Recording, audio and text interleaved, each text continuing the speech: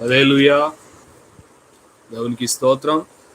మరి దేవుని మహాకృపను బట్టి మనము ఈ క్రిస్మస్ దినాలలో ప్రత్యేకంగా కొన్ని క్రిస్మస్ ప్రత్యేక సందర్భాలను సందేశాలను జ్ఞాపకం చేసుకుందామని చెప్పాను. మరి గత వారము బిఏ స్టార్ అంటే నక్షత్రం వలె ఉండు, నక్షత్రం వలె ప్రకాశించు అనే ఒక ప్రత్యేకమైన అంశాన్ని జ్ఞాపకం చేసుకున్నాం. ఈ వారము ఒక చిన్న మాటను చదువుకుని ప్రభు సన్నిధిలో మనము ధ్యానాంశాన్ని మొదలు పెడదాం. యెషయా గ్రంథము 9వ అధ్యాయము 6వ వచనము అందరికీ కంఠస్థం వచ్చిన వాక్యమే. ఏలయనగా మనకు శిశువు పుట్టెను, మనకు కుమారుడు అనుగ్రహించబడును,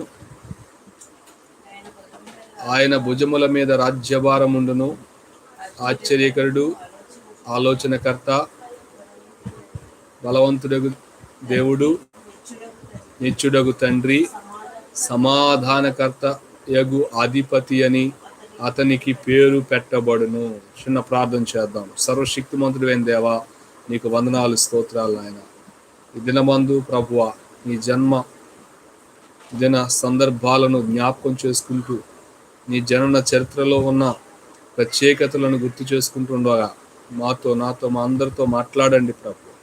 మీ కృప చేత నాయన నూతన ఆత్మీయ సత్యాలను మేము గ్రహించి అన్వయించుకుంటకు సహాయం చేయమని, పరిశుద్ధాత్మ వెలుగులో మా జీవితాలను మరింతగా ప్రకాశింప చేయమని యేసు నామములో అడిగి వేడుకుంటున్నాం తండ్రి, ఆమేన్. మరి సమయంలో సమాధానకర్త అనే పదాన్ని మనం చాలా సందర్భాల్లో వివిధ సందేశాలలో వింటూ ఉన్నాం. అయితే సమాధానకర్త ఈ లోకంలోనికి జన్మించినప్పుడు కొందరికి సమాధానం కావలసిన ప్రశ్నలు ఉద్భవించినాయి. సమాధానకర్త అయిన యేసుక్రీస్తు ప్రభు వారి ఈ లోకంలో జన్మించినప్పుడు కొందరికి సమాధానం కావలసిన ప్రశ్నలు ఉద్భవించినాయి. సహజంగా మానవ జీవితంలో ప్రశ్న అనేది ఒక అద్భుతమైన ప్రక్రియగా నేడు పిలువబడుతుంది. కానీ ఈ ప్రశ్నలు అనేవి ప్రపంచానికి పరిచయం చేసింది ఎవరు? అండ్ ప్రశ్న అనే దానిని ప్రపంచానికి ప్రశ్నను పరిచయం చేసింది ఎవరు చెప్పగలరా?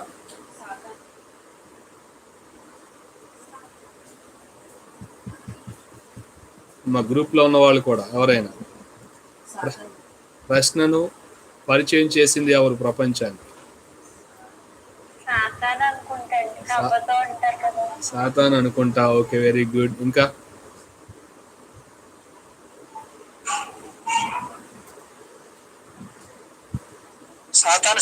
సాతాన్ సార్. దేవునికి స్తోత్రం, హల్లెలూయా. Very nice. గమనించండి, దేవుడు ప్రపంచానికి సమాధానాన్ని అనుగ్రహిస్తే సాతాను ప్రపంచానికి ప్రశ్నను ఇచ్చాడు. సమాధానం ఉందా, ప్రశ్న ఉందా?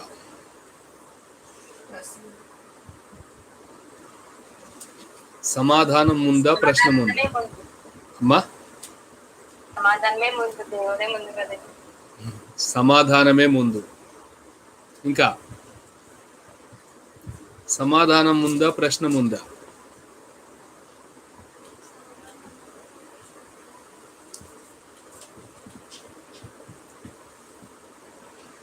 సమాధానం ఉంది కాబట్టి ప్రశ్న వచ్చిందా, ప్రశ్న ఉంది కాబట్టి సమాధానం వచ్చిందా?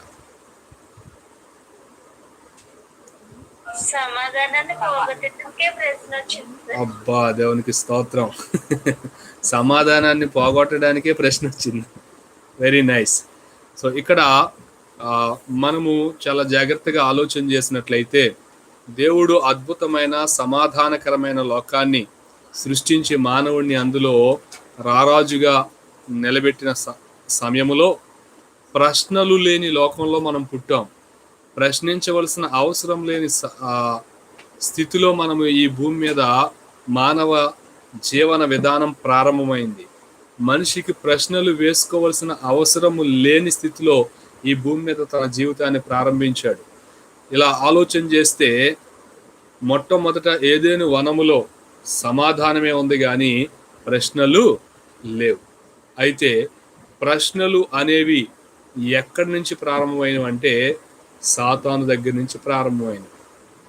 ఇప్పుడు ప్రశ్నించడము, ఇప్పుడు ప్రశ్న వేసుకోవడం ఒక అద్భుతమైన ప్రక్రియగా పిలువబడుతుంది. కానీ ఒకప్పుడు ప్రశ్నలు అక్కర్లేని లోకానికి ప్రశ్నను పరిచయం చేసింది, ప్రశ్న ద్వారా సమాధానాన్ని కోల్పోయేటట్టు చేసింది అపవాది యొక్క క్రియ. మరి మొదటి ప్రశ్న ఎవరికి వేశారు అంటే సాతాను అవ్వకు వేసింది. ఏమని? ఇది నిజమా? ప్రశ్న ఎప్పుడు కూడా మొట్టమొదట కలిగించే ప్రభావం ఏంటంటే ప్రశ్న ఎప్పుడు మనుషులకు అనుమానాన్ని కలిగిస్తుంది. అనుమానములో నుండే ప్రశ్న వస్తుంది, ప్రశ్నలో నుండే అనుమానాలు పెరుగుతూ ఉంటాయి. కనుక సాతాను ఈ లోకానికి అనుమానాలతో కూడిన ప్రశ్నలను పరిచయం చేస్తే ఆ తరువాత దేవుడు కూడా ప్రశ్న వేయడం ప్రారంభించాడు. సాతాను వేసిన ప్రశ్న ఏంటండి? ఇది నిజమా? మరి దేవుడు వేసిన మొదటి ప్రశ్న ఏంటి చెప్పండి?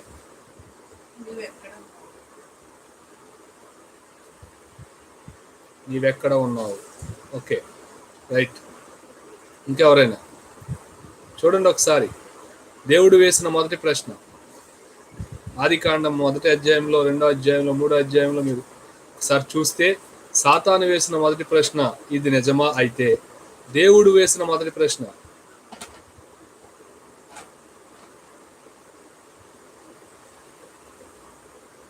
పరిశుద్ధ గ్రంథాలు మీరు తిరగవేయాలి, చదవాలి.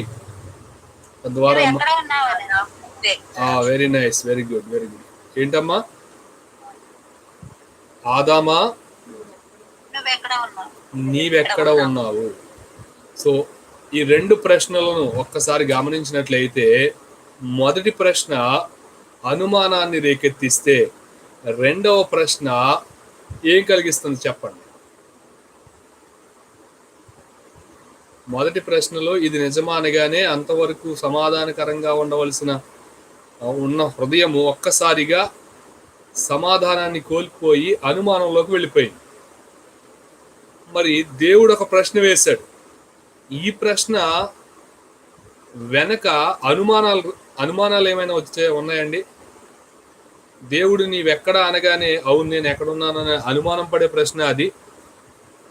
జవాబు చెప్పలేని ప్రశ్న, లేక ఆ ప్రశ్న వాళ్లను బాధించే ప్రశ్న, ఇబ్బంది పెట్టే ప్రశ్న, చికాకు పెట్టే ప్రశ్న? చూడండి, దేవుడు ప్రశ్నించడం మొదలు పెట్టాడు, మానవులకు మార్గము ప్రారంభమైంది. అపవాది ప్రశ్న అనుమానాలను రేకెత్తిస్తే దేవుని ప్రశ్న ఆదరణను రేకెత్తిస్తోంది. సమాధానకరమైన స్థితిని పోగొట్టే ప్రశ్నలు సాతాను వేస్తే సమాధానపరుచుకునే ప్రశ్నలు దేవుడు వేస్తూ ఉన్నాడు. హల్లెలూయా. అందుకే ఈ రోజున మనం వేసుకునే ప్రశ్నలు సమాధానాన్ని పోగొట్టుకునే ప్రశ్నలా, సమాధానాన్ని పెంచుకునే ప్రశ్నలా అనేవి ఒక్కసారి ఆలోచన చేయాలి. ఇలాంటి ప్రశ్నించే పరిస్థితులు అక్కడ ప్రారంభమైనవి. మంచి ప్రశ్న, చెడ్డ ప్రశ్న, రెండు ప్రశ్నలు ఒకే చోట మనం చూస్తూ ఉన్నాం. సాతాను చెడ్డ ప్రశ్న వేసి సమాధానాన్ని పోగొడితే దేవుడు మంచి ప్రశ్న వేసి సమాధానాన్ని రాబట్టాడు. అవును, సమాధానాన్ని పోగొట్టే ప్రశ్న, సమాధానాన్ని రాబట్టే ప్రశ్న, ఆనందాన్ని దొంగిలించే ప్రశ్న, ఆనందాన్ని సమకూర్చే ప్రశ్న. మరి ఇలాంటి ప్రశ్నలు అక్కడ ప్రారంభమయ్యి ఇక కాలానుగుణంగా చివరికి ప్రశ్న లేకపోతే జవాబు లేదు అనే స్థితిలోకి వచ్చేసాం. ప్రశ్నించకపోతే నాలెడ్జ్ లేదు.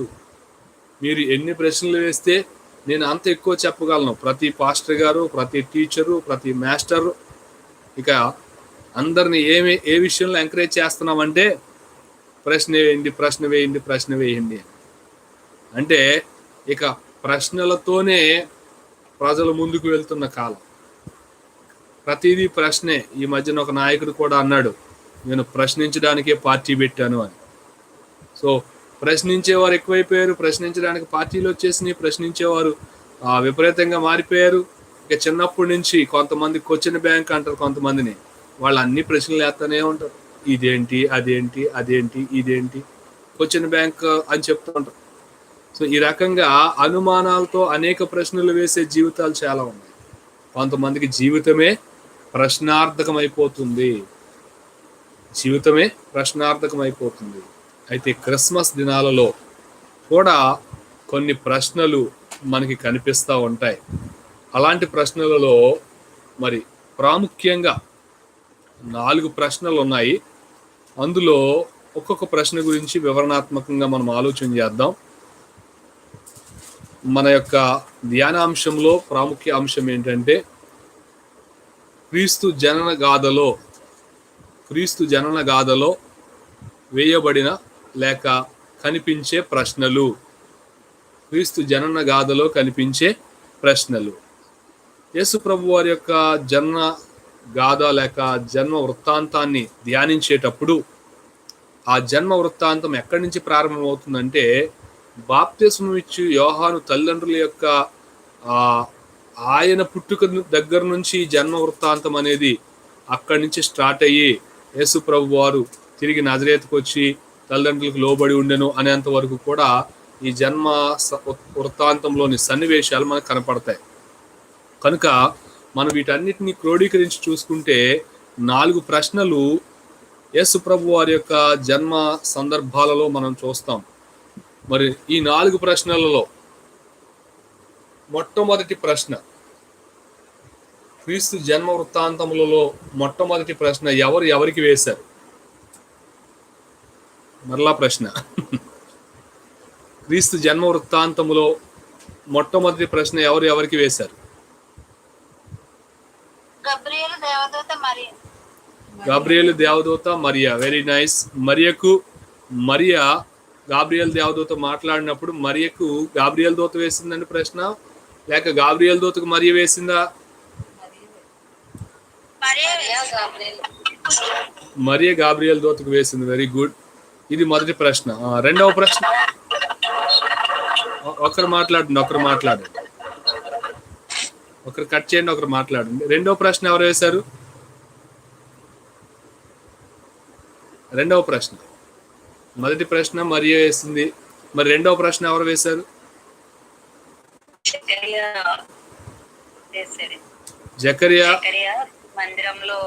జకరియా మరలా గాబ్రియేల్ దూతకు ప్రశ్న వేశాడు. మూడవ ప్రశ్న ఎవరు వేశారు? ఎందుకంటే మనం అందరము ఈ క్రిస్మస్ దినాల్లో ఎన్ని విన్నామో, ఎన్ని క్రిస్మస్లకు వెళ్ళామో, కాబట్టి ఇక మనం మైండ్లో ఉండిపోవాలి ఆయన గురించిన విషయాలన్నీ. మూడవ ప్రశ్న,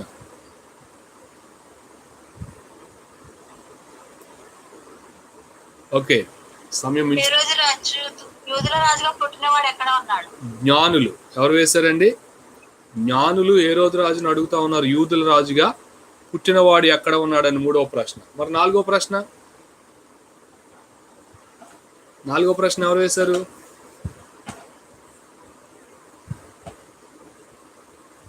దేవునికి స్తోత్రం. నాలుగో ప్రశ్న అదే మత్తయి సువార్తలో 2వ అధ్యాయము 5వ వచనంలో, క్రీస్తు ఎక్కడ పుట్టునని నాలుగో ప్రశ్న ఎవరు వేశారంటే హేరోదు రాజు వేశాడు. ఇప్పుడు 4 ప్రశ్నలు వేశారు. వీటిని మనం క్రమముగా అమర్చుకుంటే మొదట జరిగిన సన్నివేశాన్ని బట్టి జకరియా గాబ్రియేలు దూతకు వేసిన ప్రశ్న మొదటి ప్రశ్న. ఈ ప్రశ్న లూకా సువార్త 1వ అధ్యాయం 18వ వచనంలో ఉంటుంది. ఆ ప్రశ్న ఏంటంటే, చదవండి ఒకసారి. లూకా సువార్త 1వ అధ్యాయం, ఒకరు చదవండి. జకరియా, ఇది నాకు ఎలాగూ తెలియను, నేను బహుకాలం గడిచిన ముసలివాడను. సో చాలా స్పష్టంగా జకరియా గాబ్రియేలు దూతతో చెప్తూ ఉన్నాడు. ఏమనంటే, నువ్వు కొన్ని విషయాలు నాకు చెప్పావు, నీవు చెప్పిన విషయాలు నాకు ఎలాగూ తెలియను, ఇది నాకు ఎలాగూ తెలియను. I have a doubt, I have a question, how it is possible, how I would know about this matter. ఈ విషయాన్ని నేను ఎలాగ తెలుసుకోగలను అనే ఒక అద్భుతంగా ఆయన తనలో ఉన్న ఆ సంశయాన్ని, ప్రశ్నార్థకమైన ఆ ఆలోచనని బయట పెట్టాడు. గమనించండి, యోహాను పుడతాడు అని గాబ్రియేలు దూత చాలా ఆనందంగా జకరియా దగ్గరికి వచ్చి ఆయన యొక్క మరి యాజక ధర్మం చెప్పున పరిచర్య చేస్తున్న సందర్భంలో దీపస్తంభం పక్కన నిలవబడి చక్కగా దూత దేవుని వాక్కును బయలుపరిస్తే, బయలుపరచబడిన వాక్కును విని జకరియా వేసిన ఈ ప్రశ్న, ఇది నాకు ఎలాగూ తెలియదు. ప్రశ్నలు వేయడం తప్ప? ప్రశ్నలు వేయడం తప్ప? జకరియా ప్రశ్నించడం తప్పంటారా?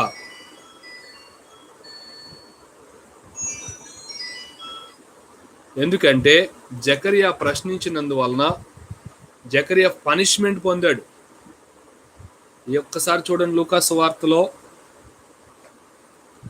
18వ వచనంలో ఆయన అన్నాడు, ఇది నాకు ఎలాగూ తెలియను, నేను ముసలివాడను, నా భార్య బహుకాలం గడిచిందని ఆ దూతతో చెప్పగా, దూత, నేను దేవుని సముఖమునందు నిలుచు గాబ్రియేలును నీతో మాట్లాడుటకు ఈ వర్తమానము నీకు పంపుటకును తెలుపుటకును పంపబడితిని, మరియు నా మాటలు వాటి కాలమందు నెరవేరును, నీవు వాటిని నమ్మలేదు గనుక ఈ సంగతులు జరుగు దినము వరకు నీవు మాటలాడక మౌనివయ్యుందువని అతనితో చెప్పాడు. ప్రశ్నించినందుకు పనిష్మెంట్ పొందిన వ్యక్తిగా ఇక్కడ మనకి ఎవరు కనిపిస్తున్నారండి? జకరియా కనిపిస్తా ఉన్నాడు. మరి సమయంలో మనం ఒక ఆలోచన చేద్దాం. ప్రశ్నిస్తే పనిష్మెంట్ వస్తుందా? ప్రశ్నించడం తప్ప? గాబ్రియేలు చెప్పిన విషయాల్ని, తనకు కలిగిన అనుమానాన్ని వెలిబుచ్చడం వలన జకరియా భక్తుడు పనిష్మెంట్ పొందాడు. మరి ఇప్పుడు చెప్పండి, దీన్నే అంటారు మోదములో ఖేదమని, ఖేదముతో కూడిన మోదమని. నా భాష అర్థమవుతుందా? మోదములో ఖేదము, ఖేదముతో కూడిన మోదము. మోదం అంటే ఏంటి? ఖేదం అంటే ఏంటి? మోదము అనగా ఆనందము, ఖేదము అనగా దుఃఖం, బాధ. ఇప్పుడు మోదములో ఖేదము, ఖేదముతో కూడిన మోదము. ఎవరికి ఈ డ్యూయల్ ఎక్స్పీరియన్స్ ఎవరికి కలిగిందంటే జకరియాకు కలిగింది. ఎందుకు కలిగింది అంటే ఒక ప్రశ్న వేయడం వల్ల. ఏం ప్రశ్న వేశాడంటే, ఇది నాకు ఎలాగూ తెలియను అని. ఈ రోజున వాక్యం వింటున్న ప్రతి ఒక్కరు కూడా, వాక్యాన్ని చదువుతూ ధ్యానిస్తున్న ప్రతి ఒక్కరు కూడా, ఎందుకు జకరియా ఆ విధంగా పనిష్మెంట్ పొందాలి? ఆ పనిష్మెంట్ని ఆయన ఆనందంగానే స్వీకరించాడు. ఎందుకంటే ఆయన విన్న న్యూస్ అంత గొప్పది. అంత ఆనందకరమైన న్యూస్లో ఒక చిన్న ఖేదం కలిగించే ఇబ్బందికరమైన పని జరిగింది ఇక్కడ, కేవలం ప్రశ్న వేసినందుకు. సో జకరియా ప్రశ్నించడం తప్ప? తప్పు అయితే ఎలా?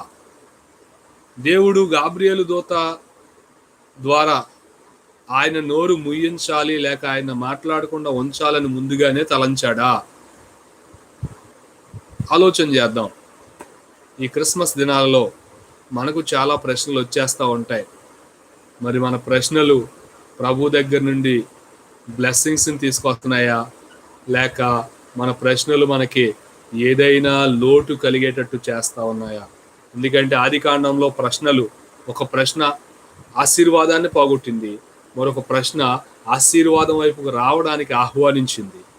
ఈ రోజున ఈ యొక్క ధ్యానాంశంలో మరి సరి అయిన ఆలోచన చేస్తే మనం ఎలాంటి ప్రశ్నలు వేస్తున్నాం, ఆ ప్రశ్నలు మనల్ని ఆశీర్వాదంలోకి నడుపుతున్నాయా, ఆశీర్వాదాన్ని పోగొట్టుకున్నట్టు చేస్తున్నాయా అనేది కూడా గుర్తించగలం. సో ఇప్పుడు జకరియా ప్రశ్నించి పనిష్మెంట్ పొందాడని చెప్తున్నాం కదా, జకరియా ప్రశ్నించడం తప్ప ఒప్ప చెప్పాలి? తప్పు. అయితే ఎందుకు తప్పు?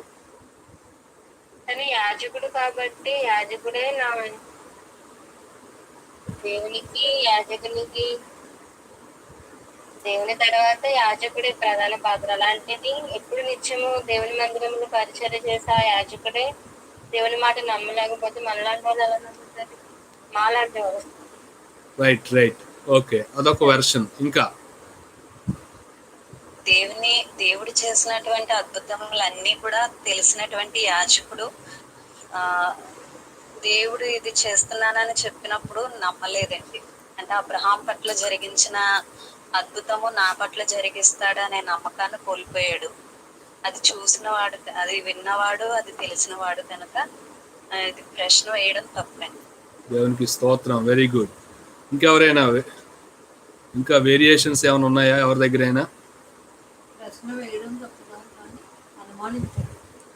ప్రశ్న వేయడం తప్పు కాదు కానీ అనుమానించాడు కాబట్టి. రైట్. గమనించండి, మనం మొదట ఇంట్రడక్షన్లో ఒక మాట చెప్పుకున్నాం. ప్రశ్న దేనిని తీసుకొస్తుంది అనేది ప్రశ్నలోనే ఉంటుంది. ఇప్పుడు ఇతడు చెప్పింది ఏంటంటే, ఇది నాకు ఎలాగూ తెలియను అనే ప్రశ్న. దేవదూత చెప్పిన విషయాలన్నీ విని ఇది నాకు ఎలాగూ తెలియను అన్నాడు. నిజంగా ప్రశ్నించడమే తప్పైతే మరియ కూడా ఏదో ఒక పనిష్మెంట్ పొందాలి. ఎందుకంటే అదే అధ్యాయంలో 1వ అధ్యాయము 34వ వచనంలో మరియ కూడా ఒక ప్రశ్న వేసింది. మరియకో న్యాయము, జకర్యాకో న్యాయం ఉండకూడదు కదా. మరియ ఏమని ప్రశ్నించిందంటే, నేను ఇది ఎలాగూ జరుగును, నేను పురుషుని ఎరగని దానినే అన్న. ఇక్కడ ఇది నాకు ఎలాగూ తెలియను, అక్కడేమో ఇది ఎలాగూ జరుగును అని. ఇద్దరు ప్రశ్నలు వేశారు. ఒకరికేమో క్లారిఫికేషన్ వచ్చింది, ఇంకొకరికేమో కరస్ వచ్చింది. అంటే ఒకరికేమో వివరణ ఇవ్వబడింది, ఇంకొకరికేమో పనిష్మెంట్ ఇవ్వబడింది. ఆది కాండంలో ఒక ప్రశ్న ఏమో సమాధానాన్ని పోగొట్టింది, ఒక ప్రశ్న ఏమో సమాధానకర్త దగ్గరికి మరలా రావడానికి ఆహ్వానంగా మారింది. మత్తయి సువార్తలో లేక లూకా సువార్తలో ఒక ప్రశ్న ఏమో మాట్లాడకుండా మౌనిగా ఉండేటట్టు చేసింది, మరొక ప్రశ్న ఏమో తన మనసులో ఉన్న అనుమానాలను పటాపంచలు చేసింది. మరి ఈ రెండు ప్రశ్నలలో ఇక్కడ ఎందుకు ఇలా జరిగింది, అక్కడ ఎందుకు అలా జరిగింది? సో మీలో చక్కగా కొంతమంది వివరణ ఇచ్చారు. ఏమనంటే, ఆయన ప్రశ్నలోనే మనం వేసుకున్న ప్రశ్నకి జవాబు ఉంది. ఆయన ఏమంటున్నాడంటే, ఇది నాకు ఎలాగూ తెలియను అని. ఆయన తెలియని వాడు కాడండి, ఆయన అన్నింటినీ ఎరిగినవాడు. బహుకాలం గడిచిన వృద్ధుడు. అన్నిటికన్నా మిన్నగా ఒక్కసారి ఆయన క్వాలిఫికేషన్స్, క్వాలిటీస్ మనం చూస్తే, లూకా సువార్త 1వ అధ్యాయము 5వ వచనంలో, అబియా తరగతిలో ఉన్న జకర్యా అను ఒక యాజకుడు ఉండెను. అతని భార్య అహరోను కుమార్తెలలో ఒకతే. వీరిద్దరూ ప్రభు యొక్క సకలమైన ఆజ్ఞల చెప్పునను న్యాయ విధుల చెప్పునను నిరపరాధులుగా నడుచుకొనుచు దేవుని దృష్టికి నీతిమంతులయ్యుండిరి. అంటే ఎంత హైలీ డెవోట్ అగిన, అపనమ్మకముతో ఆలోచించవలసిన జీవన విధానం కలిగిన వాడు కాడు. హీనోస్ థోరా అంటే ధర్మశాస్త్రాన్ని ఎరిగినవాడు, చరిత్ర గ్రంథాలను చదివినవాడు, ప్రవక్తల లేఖనాలను తెలుసుకున్నవాడు, దేవుని చిత్తాన్ని ఎప్పటికప్పుడు నెరవేరుస్తూ ఉన్నవాడు, దేవుని దృష్టికే నీతిమంతుడైన వాడు, ఇంత గొప్ప అనుభవ జ్ఞానం కలిగిన వాడు, ఎరిగినవాడు. ఇంకా చెప్పాలంటే ఆయన ప్రశ్నను బట్టి తెలిసినవాడు అని అర్థం.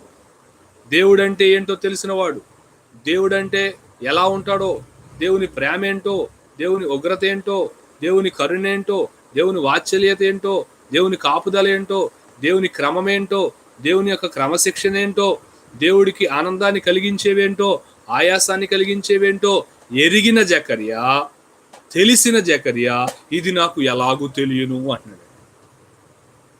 వీళ్ళు చాలా మంచోళ్ళు. మరి ఎంత బాగా చెప్పారంటే, అవునండి, దైవ సేవకుడు, యాజకుడు, యాజకులైన వారు, అన్నీ తెలిసిన వారు అపనమ్మకం ఉంచకూడదు కదండి అన్నారు. ఇక్కడ యాజకుడు వరకు మాత్రమే ఆలోచించకండి. ఈ క్రిస్మస్ దినాలలో ప్రతి ఒక్కరం యాజకులైన, రాజులైన యాజక సమూహంలో సభ్యులుగా ఉన్నాం. అవునండి, రాజులైన యాజక సమూహంలో సభ్యులుగా ఉన్న మనము ఒక రకంగా దేవుని యొక్క నామాన్ని బట్టి ప్రార్థించేవారిగా ఉన్నాం, ప్రకటించేవారిగా ఉన్నాం, సాక్ష్యం ఇచ్చేవారిగా ఉన్నాం, దేవుని వాక్యాన్ని ధ్యానించేవారిగా ఉన్నాం, ప్రభు చిత్తాన్ని ఎరిగిన వారిగా ఉన్నాం. తెలిసిన మనము అనేక సార్లు ఇది నాకు ఎలాగూ తెలియను అంటూ దేవుని కార్యాన్ని అనుమానించేవారిగా మారిపోతూ ఉన్నాం. ఇక్కడ పనిష్మెంట్ రావడానికి కారణం ఏంటంటే, తెలిసి కూడా తెలిసిన దానిని కూడా ఆయన నమ్మలేకపోయాడు. జరిగిన విషయాలే జరగబోతున్నాయి, జరిగిన విషయాలే, తను ఇంతకు ముందు చదివిన విషయాలే, ఇంతకు ముందు విన్న విషయాలే, ఇంతకు ముందు చరిత్రలో ఉన్న విషయాలే పునరావృతం అవుతున్నాయి అని ప్రభు చెప్తూ ఉంటే, దేవదూత ద్వారా బయలుపరుస్తూ ఉంటే ఇది నాకు ఎలాగూ తెలియను అన్నాడు. అందుకే తెలిసిన వాడు తెలిసిన దాన్ని చెప్పిన తర్వాత కూడా ఇంకా నాకు ఎలాగూ తెలియను అన్నాడంటే ఈయనకి తెలిసేటట్టు చేయాలనుకున్నాడు దేవుడు. దేవునికి స్తోత్రం, హల్లెలూయా. అందుకే నీకు ఎలా తెలియాలో అలాగే తెలియచేస్తాను అని ఒక చిన్న పనిష్మెంట్ ఇచ్చాడు. సో ఇక్కడ మనకు ఒక ఆత్మీయ పాఠం ఉంది. మిగతా ప్రశ్నల గురించి మరలా భాగంలో మనం చెప్పుకుందాం. దేవుని బిడ్డలైన వారు, దేవుని యందు భయభక్తులు గలవారు, వాక్యాన్ని ఎరిగిన వారు, వాక్యాన్ని బట్టి, దేవుని నామాన్ని బట్టి సంఘములో ప్రాముఖ్యమైన వ్యక్తులుగా ఉంటున్న వాళ్ళు, మీరు యూత్ లీడర్స్ కావచ్చు, సండే స్కూల్ లీడర్స్ కావచ్చు, లేక సంఘ పెద్దలు కావచ్చు, లేక దేవుని పనిలో సహకారులు కావచ్చు, దైవ సేవకులు కావచ్చు, ఎవరైనా సరే మనము ఎరిగిన వారమని అనుకున్న తరువాత దేవుడు మన జీవితాల్లో అద్భుతాలు చేస్తానని, మన జీవితంలో నూతన ప్రణాళికలు కొనసాగిస్తానని చెప్తున్న మాటల్ని ఇది నాకు ఎలాగూ తెలియను, ఇది ఎలా జరుగుతుంది ఏంటో అనుకుంటాం, కానీ అవుతుందేంటి ఇలా అన్నాం అనుకోండి, సరే నాయనా నీకు బాగా తెలిసేటట్టు చేస్తాను అంటాడు దేవుడు. ఎంత బాగా తెలిసేటట్టు చేస్తానంటాడంటే, దేవుని కార్యాలు జరుగుతూ ఉంటాయి, మోదము అనేది మనసులో కలుగుతూ ఉంటుంది, కానీ తెలియకుండా ఏదో ఒక ఖేదం అంటే ఏదో ఒక ఇబ్బంది మన ఎదుర్కోవాల్సి వస్తూ ఉంటుంది. అందుకే ప్రభువుని నమ్మిన ప్రతి బిడ్డ, ప్రభు వాక్యాన్ని ఎరిగిన ప్రతి బిడ్డ, ప్రభు కార్యాన్ని విశ్వసించడంలో ఎన్నడూ అనుమానం చెందవలసిన అవసరం లేదు. భయపడకము, నేను నీకు తోడై ఉన్నాను అన్నాడండి మనతో ప్రభు. అప్పుడు ఇది నాకు ఎలాగూ తెలియను అంటామండి. అలా అన్నాం అనుకోండి, అప్పుడు మన కేటగిరీ ఏంటో చూస్తాడు దేవుడు. మన అనుమానము నిజంగా మరి అలాంటి అనుమానమా, లేక ప్రశ్న, లేక జకరియా లాంటి ప్రశ్న అని ఒక్కసారి మన హృదయాంతరంగాల్లో పరిశీలన చేస్తూ ఉంటాడు. ఇన్ని కార్యాలు చేసి ఎంత గొప్ప కాపుదలను నేను ఇస్తూ ఉన్నా, ఈ కరోనా టైంలో అందరికీ కరోనా వచ్చి విలవిల్లాడిపోయే పరిస్థితుల్లో కూడా కనుసూపు మేరలో తన శరీరంలో ఏ ఇబ్బంది కలగకుండా కాపాడిన తర్వాత కూడా దేవుడు నాకు తోడుగా ఉన్నాడని నాకు ఎలాగూ తెలియను అన్నాడంటే, నేను తోడుగా ఉన్నానన్న సంగతి ఇతనికి అర్థమయ్యేలా చేయాలనుకుంటాను. సో జకరియాకి అర్థమయ్యేలా చేశాడు. జకరియా పాపం మనసులో సంతోషం, నోట్లో మాటలేదు. చివరికి యోహాను పుట్టినప్పుడు అతనికి పేరు పెడుతున్న సందర్భంలో అతడు తిరిగి మాటను పొందుకోగలిగాడు. దయచేసి గమనించండి, ఈ క్రిస్మస్ సందర్భాలలో ప్రస్తావించబడిన ప్రశ్నలలో మొదటి ప్రశ్న ఇది నాకు ఎలాగూ తెలియను. ఈ లోకంలో చాలా విషయాలు చెప్పక్కర్లేకుండా తెలుసుకుంటున్నాం. చాలా విషయాలు ఎవరికి ఎవరిని అడగకుండా తెలుసుకోవడానికి ప్రయత్నాలు చేస్తూ ఉన్నాం. కానీ దేవుడు మనతో చెప్పిన వాగ్దానాలని మనం నమ్మడంలో, విశ్వసించడంలో వెనకబడి ఇది నాకు ఎలాగూ తెలియను అంటున్నామా? అయితే ఈ క్రిస్మస్ దినాలు మరలా మనకి అవకాశాన్ని ఇస్తూ ఉన్నాయి, మరి ఆలోచనలు ఇస్తూ ఉన్నాయి. ప్రభు నమ్మదగిన వాడు, ఆయన వాగ్దానం చేసిన వాడు కనుక నమ్మదగిన వాడు. నమ్మదగిన వాగ్దానాలని జకర్యా వలె ఎన్నడూ అనుమానించవద్దు, అపనమ్మకం ఉంచవద్దు. ప్రభు కృపను బట్టి ప్రతి వాగ్దానాన్ని మన జీవితాల్లో విశ్వసిద్దాం. ప్రశ్నలు వేయని విధేయత ప్రభు వద్ద మనం చూపిద్దాం. ఆ పరలోక సౌదాన్ని విడిచి భూమి మీదకి పసిబాలుడిగా దిగి వచ్చిన యేసు ప్రభు యొక్క ఆ వినయ విధేయతలను మనం మన జీవితాలకు ఆపాదించుకుందాం. జకర్యా ఈరోజు ఒక మాట చెప్తా ఉన్నాడు. ఓ ప్రియ సంగమా, ప్రియ సహోదరి సహోదరులారా, నేను ఎన్నో తెలిసిన వాడిని, కానీ దేవుడు చెప్పిన విషయాన్ని నమ్మకుండా ఇది నాకు ఎలాగూ తెలియను అన్నాను. అయినా దేవుడు నన్ను విడిచిపెట్టలేదు, తెలుసుకునేటట్టుగా ఒక అద్భుతాన్ని చేశాడు. ఆ అద్భుతం నా జీవితంలో కొంత బాధ కలిగించినా కానీ నేను బాగా తెలుసుకున్నాను. అయితే ప్రభువా, అలా ఏవో ఇబ్బందికరమైన పరిస్థితుల్లోకి వెళ్ళి తెలుసుకోక ముందే మేము అన్నిటినీ నమ్మి